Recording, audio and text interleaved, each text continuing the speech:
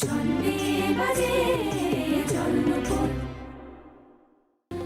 বৌমা, এখন আর এসব অপ্রিয় কথা বলে কি লাভ বলো?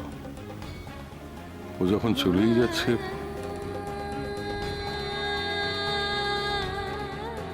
বাবা,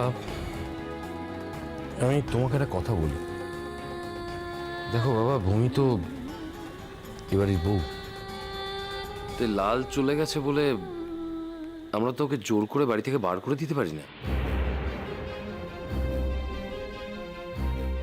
বাড়ি থেকে বার তো কেউ করে দিচ্ছে না শুভ, অনেক তো কথা বলছো। তার মা বাবা তাকে নিয়ে যেতে এসেছেন, তাই আমরা বলছি আমাদের কোনো আপত্তি নেই, সে যেতে পারে।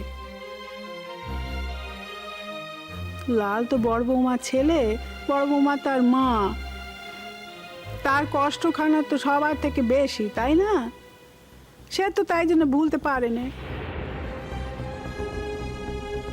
আর তাই সাদা থান পরে ভূমিকে দেখে বড় বৌমা ভেতর ভেতর রেগে যাচ্ছে। আর তোমাদের মেয়েরও বলি হারি যায়। আমি তাকে বলেছি আমাদের সামনে, চোখের সামনে সাদা থান পরে ঘুরে বেড়াও, তার এই বাড়াবাড়িটা কেন বাপু?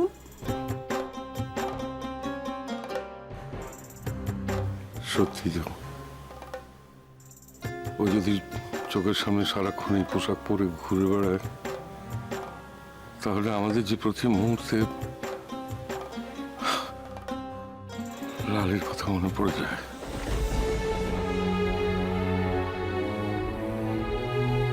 সেটা তো কেউ বুঝতে পারে না।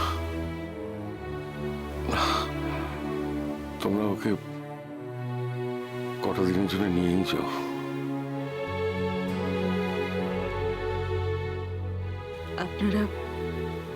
আপনারা ভয় পাবেন না। আপনাদের মেয়ের যা পাওনা সব গড়ায় গন্ডায় বুঝিয়ে দেব আমরা।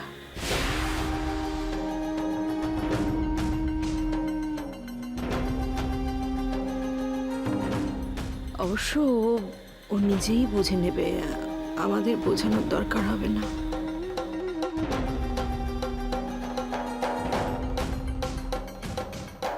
প্লিজ প্লিজ,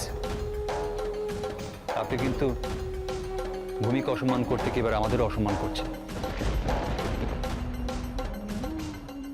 আপনার মনে রাখা উচিত ছিল,